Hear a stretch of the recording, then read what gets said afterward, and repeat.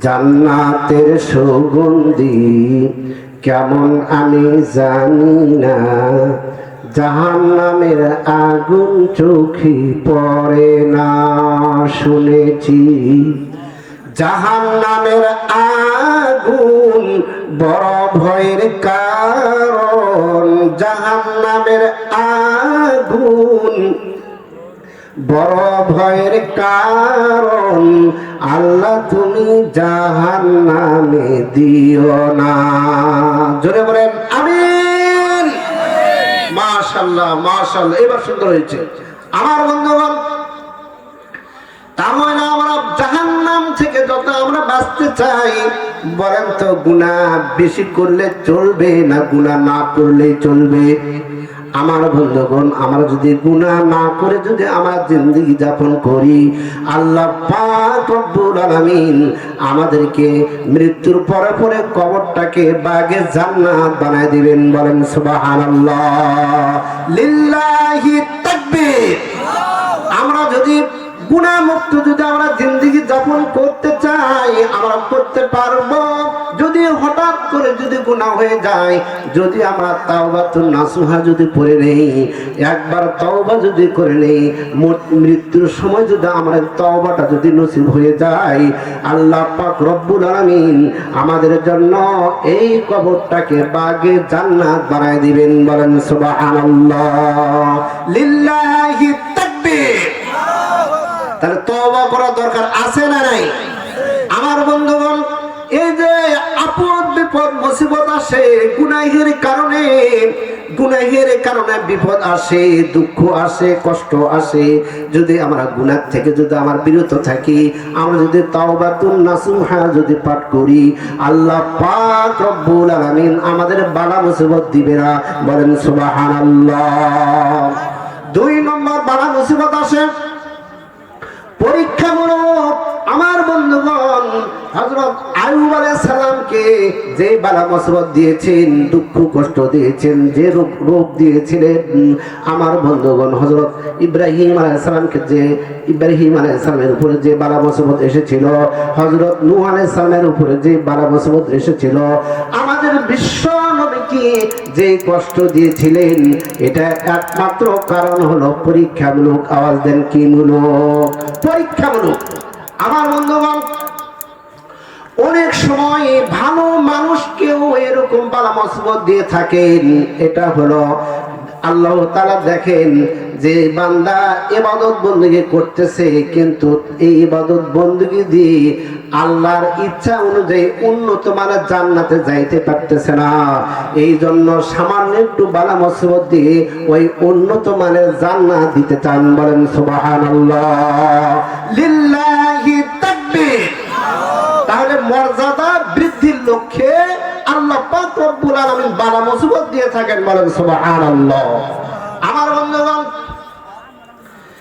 হাদিস শরীফের মধ্যে আসছে, রাসূলুল্লাহ সাল্লাল্লাহু আলাইহি ওয়াসাল্লাম বলেছেন, আশাদ্দুন নাসি বালাআ আল আম্বিয়া সুম্মাল আমসালু ফাল আমসাল। মানুষের মধ্যে থেকে সর্বাধিক নবীগণের উপরে বালা মুসিবত আসছে, রোগাক্রান্তের মধ্যে হয়েছে, রোগাক্রান্তের মধ্যে পড়েছে নবীগণ।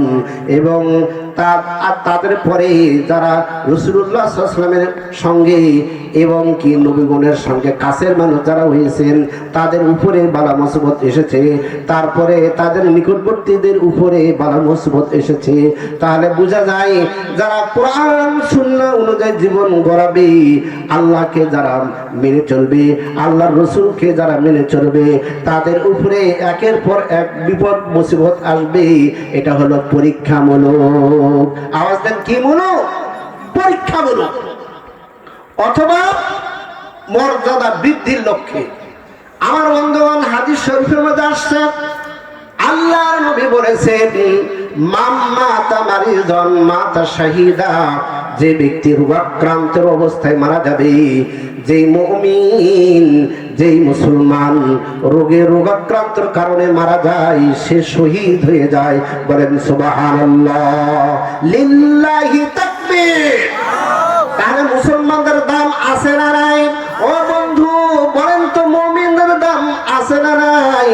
এই জন্য আমি মাঝে মাঝে কবিতা বলি, আপনারা সকলেই বলেন শহীদ নামের ওই ফুলের মালা আমি পরব গলে। বলেন সকলে উচ্চ স্বরে বলেন তো দেখি, শহীদ নামের ওই ফুলের মালা আমি পরব গলে। কি ভাই খারাপ লাগতেছে? মুসলমান রোগাক্রান্তর কারণে কি মারা যায় না? এ ভাই রোগের কারণে মারা যায় কিনা? হাদিসের মধ্যে রাসূলুল্লাহ সাল্লাল্লাহু আলাইহি ওয়াসাল্লাম বলেছেন সে শহীদ হয়ে যাবে, তার মানে বিনা হিসেবে জান্নাত যাবে। বলেন সুবহানাল্লাহ।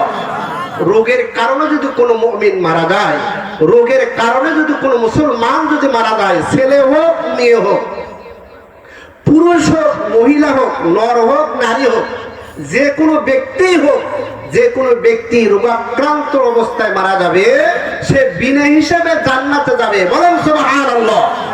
জবান করে বলেন শহীদ নামের ওই ফুলের মালা আমি পরব গলে, শহীদ নামের ওই ফুলের মালা আমি পরব গলে। যত দুঃখ কষ্ট আসুক মরে, ইয়া আল্লাহ ধৈর্য ধরার মতো তৌফিক দাও আমারে।